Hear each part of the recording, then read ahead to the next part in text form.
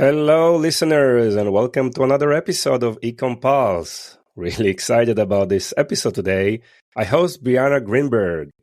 Breanna is really an expert on the marketing side of things. She's been in the industry for so many years, doing so many things, both on the retail side and also on the e-commerce side. She's currently the VP of Marketing of Stratia Skincare, a company that is really interesting, that I would like to learn more about it. So, Breanna, welcome to the show. How are you? I'm so good. It's such a pleasure to be here with you today. I'm so happy that we're able to schedule this because I know you have a lot of things to share, and our listeners love marketing and all the innovation around marketing and learning what's working, and specifically what's not working in marketing is really important. I mean, we are in an era of experimentation. We try so many things. We try to probably kill them fast and try to learn if they're working. So people are looking for case studies, looking for some nice stories. And I know you did a lot in marketing. So maybe a good start will be just to give us some background about yourself. And you can start from whenever you feel is relevant. Yeah. So I've been in the beauty industry for the last decade. I've done everything from, I've worked for Hinkle, I'm in Los Angeles, but in North America, second largest beauty company outside of L'Oreal. I've also done a lot of startups, everything from Tony and Guy to celebrity brands. And then before that, I was doing digital. I was one of the very first social media managers. I was at an agency where I was doing a lot of comedians, so all the top comedians of the day, a lot of hotels, restaurants, in a time where social media was also website building, design, email marketing. We didn't have Klaviyo and all the fancy tools that we had now. Everything was really from the ground up by scratch, and doing a lot of paid there as well. So I've had an interesting career journey, but definitely love beauty, and that's where I intend to stay. Nice. So why you're so passionate about marketing? Yeah. So at a very young age, probably when I was about 15 and a half in America, that's where you can get your work permit. You have to have your high school sign off on it. But I loved working retail. I was at a big company out here, like a surf brand called PacSun. Then I worked for a various other kind of like mall type retail outlets. And then I graduated into working for Luxottica, which is designer sunglasses. And I was just absolutely fascinated by the psychology of helping people shop, the floor sets, and kind of doing those changeovers. It was always really interesting. And I think when I was in my small town, my big dream would be to maybe be, at the headquarters somewhere, organizing those floor sets and deciding kind of what marketing to push for launches and things like that, which I think, I've definitely surpassed my wildest expectations. But I think that's what happens when you're in some of these places like Los Angeles. Things just really unfold, and it's been a wonderful journey. Amazing. So you always had this North Star, where you want to go, when you want to reach and target, or you took it step by step and just evolve with the new opportunities? So I got to my start when it comes to digital. I got my start in social media. Really because that was the only way as a young person I could get my foot in the door. So, really green with my university degree, that's kind of where I landed. Because I got to be in the room with a lot of powerful executives. They would bring the social media girl at that time. It was like a young person's job, and they'd let me tag along with meetings just in case there was a platform specific question they couldn't answer. So that's how I got my start. And I felt so grateful for that. And I think I always knew how lucky I was. It was at a time where, like I said, social media managers weren't common. And I couldn't believe, one, that all the celebrities you see online aren't actually posting. It's people like me that, have maybe very far removed from that world. But also too, I couldn't believe I got paid to post on Facebook and make funny jokes and things like that. So there was always that side of it. But I think as soon as I got my very first role with Tony and Guy in beauty, I was in love with it. There was no restriction in terms of gender. There was lots of females in leadership. They also didn't have maybe the same stipulations about age. They're really focused on whoever was most passionate. And creating opportunities to learn and to grow. So after I got in beauty, I kind of knew I'm going to try to spend the rest of my career in this sector and just learn a lot and go really deep with it and not be bouncing around. Amazing. And you feel that this specialization is important, right? I mean, Yeah, just keep well, working in beauty the is beauty space. And incredibly, yeah, it's yeah. so personal. Hmm. I think interesting enough, I spent the majority of my early career in professional hair. So that's, hair color, really servicing hairdressers and that was great. But I'm not a hairdresser. So, no matter how much I try to put myself in the shoes of somebody that's working in that role, Okay. I don't have the background, the technical background. And so that's the only thing that I almost didn't feel like I could be as authentic as I wanted to be. I much preferred to play with the consumer, like the hair care lines that these brands had. And, they'd be in Ulta and kind of selling in new product launches and all of that was very exciting. And then I had the opportunity to color cosmetics, which is probably one of my most favorite things because there's so much creativity. You can create new looks. It's very freeing. And then now I'm in skincare. My mom was a single mom and a genetic engineer. So I always kind of had this love and respect for science in the back of my mind. So when I had the opportunity to work for Ali Reed, the founder of Stratia, who is first and foremost a formulator and really cares about the science, I knew that it would be the perfect fit. Wow, interesting. So you mentioned you started as a social media manager. I guess back then it was probably just Facebook and Twitter, maybe. It was Right? primarily Facebook and Twitter. And I Yeah. remember one of my first weeks of the job, we tested the very first tool. It was the precursor to like a Hootsuite where you could schedule the post. And it was like our whole world had changed. Wow. I was used to staying up to like midnight on Sunday nights to like swap out creative for primarily comedy clubs and things like that had rotating talent. So I gotten to see the evolution of it all. It was a lot of social listening back then, a lot of geo-targeting, and then came Instagram, and that was really interesting, Instagram and YouTube, because you had to be way more creative and have those like creative skills and be able to understand how to use cameras and lenses and editing. And now I think we've come full circle where you can be very creative, but you don't have to have all those tools. It's just right at our fingertips now. So many things has changed, right? How do you see the evolution, during the last 15 years in digital media? It's incredible. It's so much easier than ever before. It used to be so expensive, so time consuming, so clunky to build everything from scratch. And now we have out of the box solutions.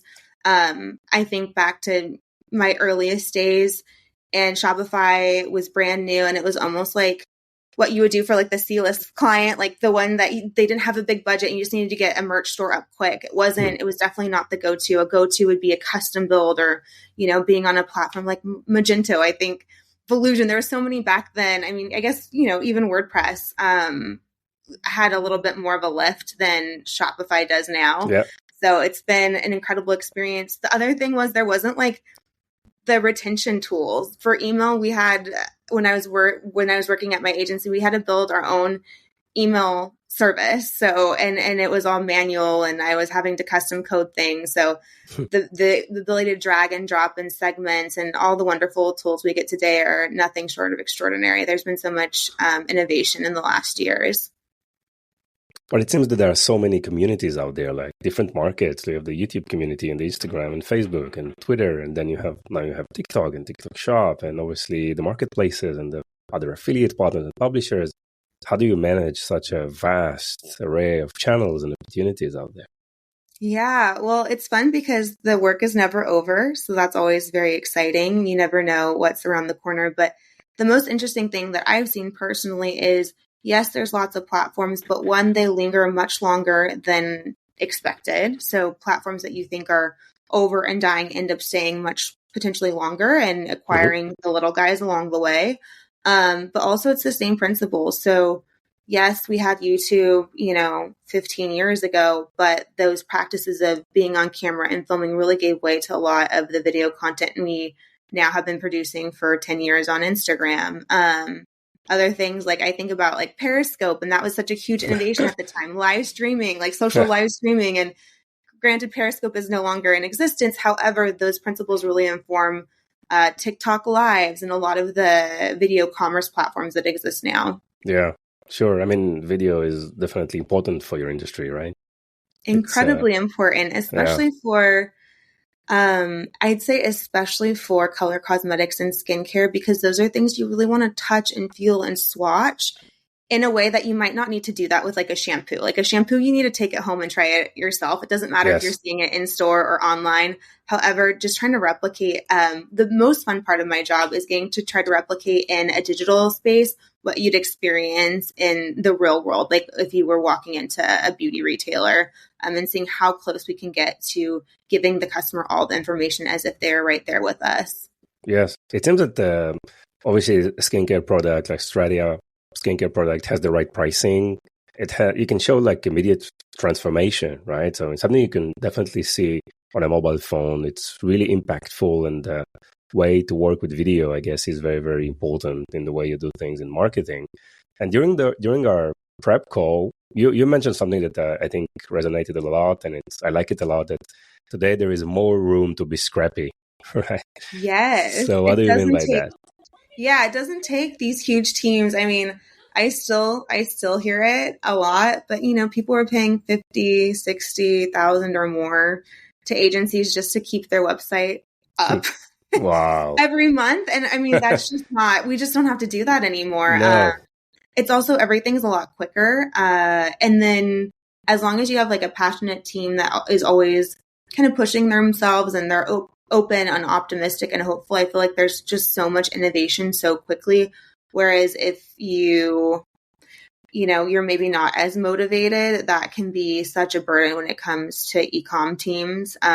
Just trying to propel people to continue to innovate, because things change really fast. Even platforms that were best in class, I'd say like 2020, in terms of like tools like loyalty reviews, all that, subscriptions, even some of them are outdated, and there's better and more agile opportunities now. So revisiting that annually, I think, is super important. But yeah, there's just so much more room to get out there. The barrier to entry is much lower than it's ever been. Exactly. I totally agree. And we see a lot of brands are moving to fractional everything almost, right? Probably trying to focus more on the core business, a lot of focus on operational excellence and profitability. And also probably the marketing role has changed. With a lot of fractional CMOs out there providing a variety of services. What's your definition today for marketing? What's your main job, you think? I think it's sales, actually. I think it's driving that total revenue, because at the end of the day, any CEO can say whatever they want, but when it comes to the end of the day, they just want to know if they're making a greater amount of sales, or at least attracting a new customer, and they really look to marketing to do that. Yes. Is it mostly on the acquisition side? It's on the retention side? How do you see the relationship between those two? Yeah, I think every business is different. The good thing about beauty, specifically skincare, is there's a lot of customer loyalty. It's such a personal product. And when people kind of find what they love, they typically come back. And also, Allie has made incredible formulas. So people, I think, are always pleasantly surprised that they're efficacious and they feel nice at a lower price point. So retention is definitely not such a big deal for skincare, the way it is a very big deal for color cosmetics, because I think people are doing a lot more experimenting in that realm, especially in terms of like lip and eye and things, and cheek now. Maybe there's a lot more retention, and there might be a lot more loyalty in foundation, but just the way that there's loyalty in foundation, there's definitely loyalty in skincare. So we typically don't have any concerns in terms of like repurchase. It's always that new customer acquisition, finding ways to kind of get outside our realm and our sphere and meet a new customer and just introduce them to the brand. And I would say that probably goes for every skincare brand, unless, they've been around forever and they're in every major retailer and you just kind of grew up hearing about them. What are your thoughts in terms of messaging? I mean, there is obviously two sides of the spectrum, right? The features and the benefits, and probably some of the other side of the spectrum, the values, and probably trying to understand the language of the consumers and how they speak about your product and about your brand. How do you approach messaging? How do you interact with these, with messaging content that you need to develop, whether it's a new product or whether it's a new campaign that you're trying to develop? Yeah, well, it's actually really different at Stradia than any other place I've ever been. So I'll tell you kind of what we're doing right now. So Stradia was founded by Allie. She just really enjoyed scientific research and she was making her own skincare. She had a background in chemistry because she couldn't really understand from the Inky list, from the ingredients, what levels things were at. And she wasn't just seeing the research reflected in the product she was finding. So she was making it for herself. It's like baking a batch of cookies. She couldn't just make 1 or 2 bottles. She'd have to make a batch. And she was giving them out on Reddit. And it was really never supposed to be a brand. It was just, her personal enjoyment and what she wanted to use. And then it grew. So it grew for the first 5 years. It was profitable year over year with no marketing whatsoever. Wow. So there's a very unique backstory. We're 8 years old now. And we have introduced marketing, luckily for me. However, it's still a very honest conversation. Allie is much more interested in educating about skin as an organ, and kind of distilling a lot of that esoteric research or the messaging that's really, you need us to tell, don't worry about the science. Like, we will let you know what you need to know in words that you can understand, and, kind of peppering in things so people feel like they're maybe a little bit undereducated. She takes a much different approach, and her core goal is to create a better educated skincare customer. And hopefully they choose Stradia, but if they don't, I think that really is her personal mission. So when it comes to the brand, we're all about transparency. We're all about efficacy. We manufacture everything here in Los Angeles. So I get to work out of my home office today, but typically I am in downtown Los Angeles with our all-female production team. So she formulates it, we make it, we hand bottle it, and then we actually even took like fulfillment in-house. We have 2 incredible women that ship out every order to your door. So it's kind of all in one roof. So showing all of that is really core to our brand, because we're not relying on the trends. Like I'm typically very much playing into trends and trending ingredients. And that's just absolutely not how she chooses to create product, which is very lucky. I think a lot of what I've seen, especially in the last 5 years, like 2019 on, is everyone's a copycat. So you have one piece of messaging or you have one type of description for a product, and pretty soon everyone's saying it. Everyone's using the same models. They're using the same photographers. I don't know. In some ways, it's gotten really lazy, and that's a little bit of a bummer because I am personally drawn to kind of like that newness and that creativity. But that's kind of how we see it at Stradia. It's a lot less about like being fluffy and kind of drawing loose correlations, and more about, here are just the facts, and more importantly, here's some education about skin in general. Yes. I really like what you said about the factory, and you go out there and you talk to the people, and that probably is a great marketing asset that you can use from this episode, by the way, because, I think I love a lot the new trend that is now evolving, not UGC, but EGC, right? Employee generated content. And if you're a brand that you can talk about, like the employees themselves, they can share what they do, and you can show what the company is actually doing and how it's operating. This is very, very powerful, because it creates this authenticity and shows that it's a real thing, not someone that is just trying to sell you something or promote it, but it's really the real thing. And I hear a lot from what you said that there's a lot of focus about also not just teaching the product, but a lot of educational information and knowledge that need to be transferred, and just be focused and just straightforward with the details and with the facts. So that's really, really powerful, and I really enjoy, listening to this. So well done on this front. And I know that you are also focusing a lot on trying to create a lot of marketing, let's say, experimenting with marketing channels, working around innovation of things, and trying to learn new things, because marketing, like every week, it seems there is some kind of a new idea that needs to be explored, right? So what is your process of evaluating and taking decision what to do and what not to do in marketing? Yeah, I think when there's any chance to innovate or there's a beta program to test and try, like we always want to be first, just to test it out. It's not like we need to make it a core part of our marketing mix, but at least being open to try and test. for my entire career, being kind of one of the early movers for all the technology has been really powerful and really, really helpful. And there's really no downside because you have quick learnings, especially in terms of digital and e-commerce. Like it's either going to work quickly or it's not. It's not like you need to take out a spread in a magazine and put like a sample packet in and plan it a year in advance. And then in another year, you find out if it worked. Like it's very quick. I think some of the things that have been most interesting for me is whenever there's a new social platform that comes out, absolutely take advantage of it. Even if it doesn't stick around, I feel like the big guys always take little bits and pieces of what worked and instill it into like the metas of the world and Google, with even like YouTube shorts and things like that. So I think that's really helpful. Particularly right now, I can't wait to see what's next, but I think TikTok is still there's still a lot, even though it's saturated, there's still a lot of untapped potential there. One thing I've done recently, last year around February, we had a really small social following on TikTok. We had under 4,000 followers. We had a few pieces of content go viral, as well as some cosmetic chemists and dermatologists creating content about us that organically went viral. But a lot of our videos weren't getting a ton of views. We just didn't look very legitimate. The team was questioning, should we continue to put resources in this platform or just kind of focus completely on YouTube for SEO benefits and Instagram because that was kind of more of a direct pipeline to conversion. So I was not quite ready to give up just because that was the newer platform with more opportunity.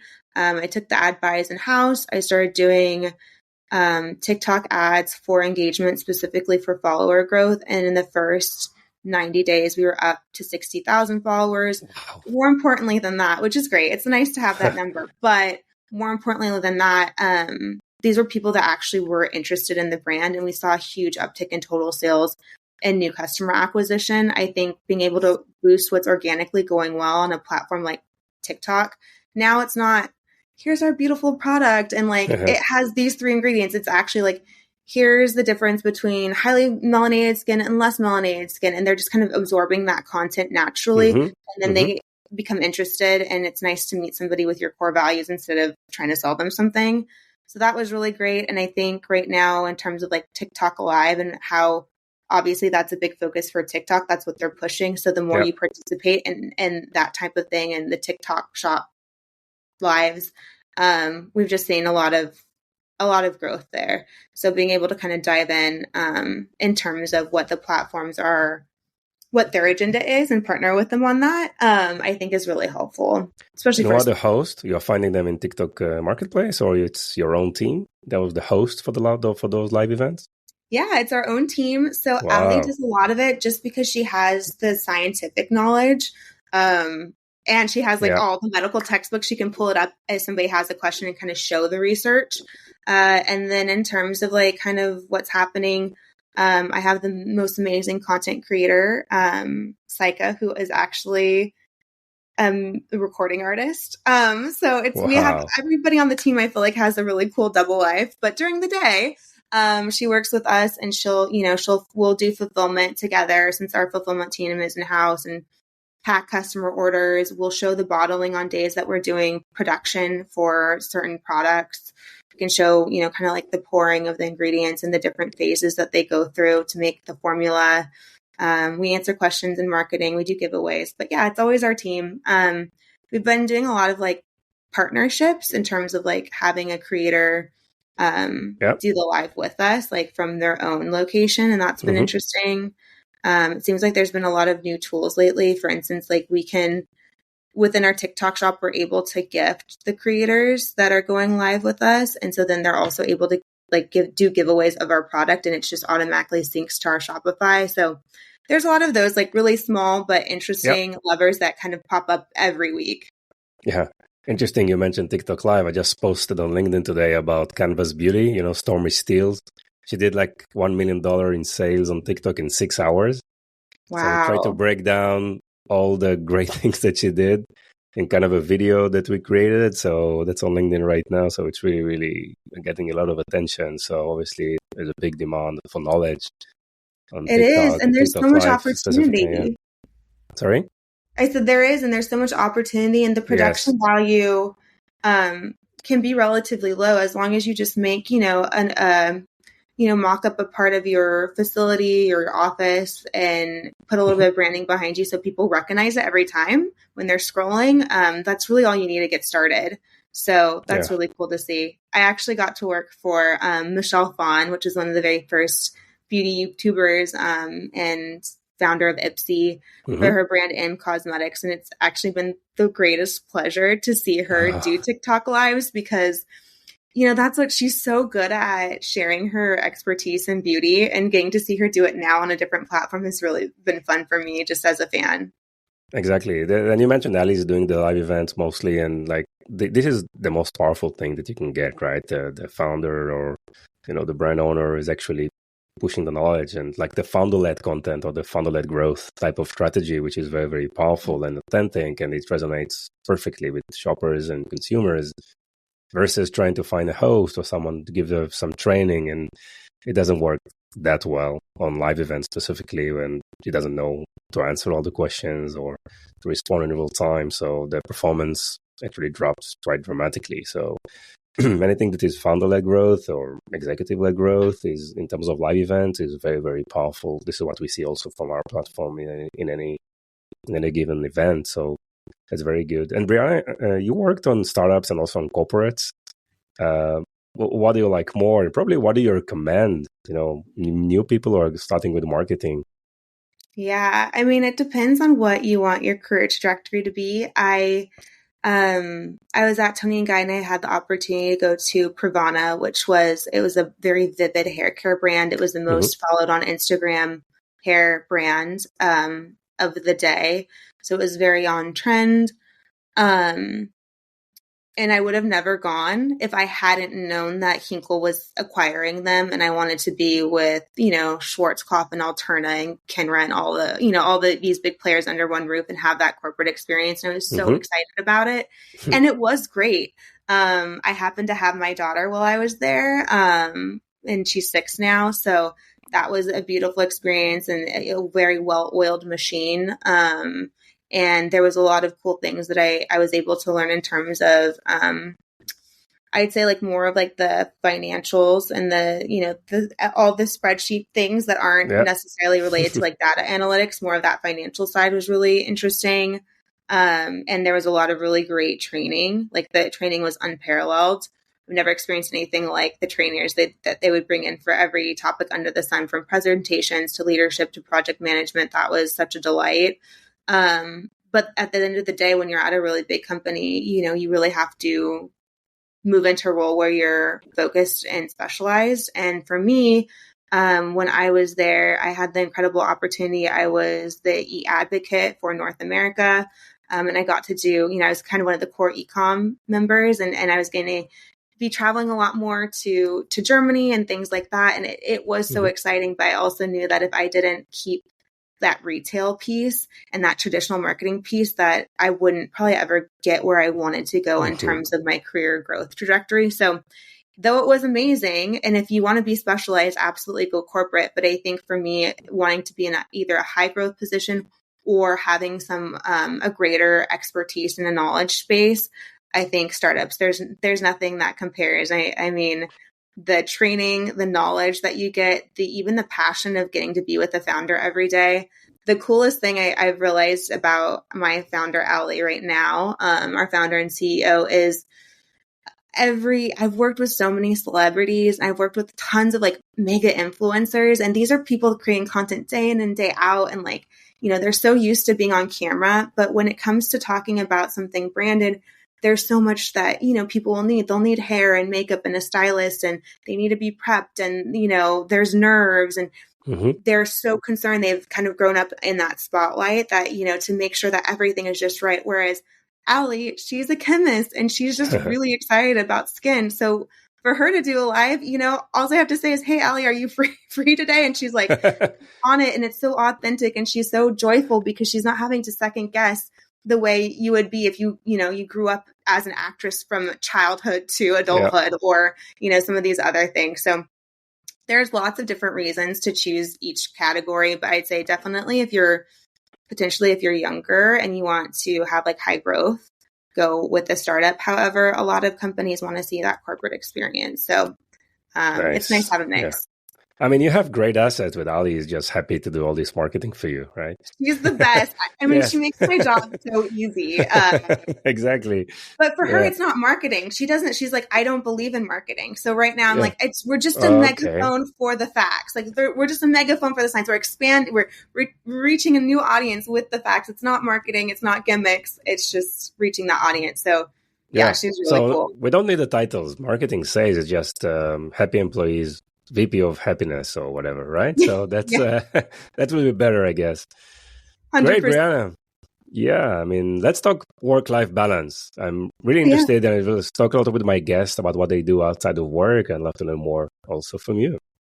Yeah. Well, I'll be honest. Until, I got married and had a child, I was obsessed with work. There was weekends where I didn't step outside. I was just kind of working, and it was because that's what I enjoyed. But now I do have a daughter. I have a 6-year-old, so I have to put away my work and spend time with her and carve out that time. So I feel like that's been the best thing, that even though it's so much more responsibility and I have a lot less personal time, I feel like my time is more meaningful and I have a much Yes. fuller life now. So that's been great. And my daughter and I, we rescue bunnies. So right now we have 6 bunnies.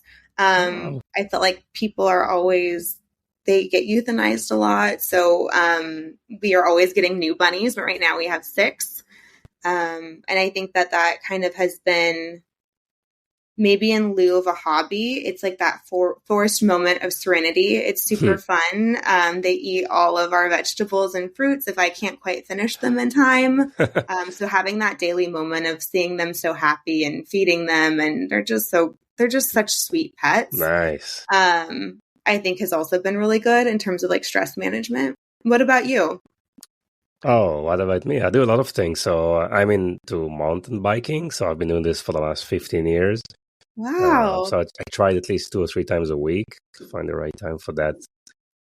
It's very close to my home, and it's like 15, 20 minutes to go cycle for a couple of hours. I'm also a certified Qigong teacher. I don't know if you heard about Qigong. Wow. Yeah, which is a form Martial of Tai arts, Chi. right?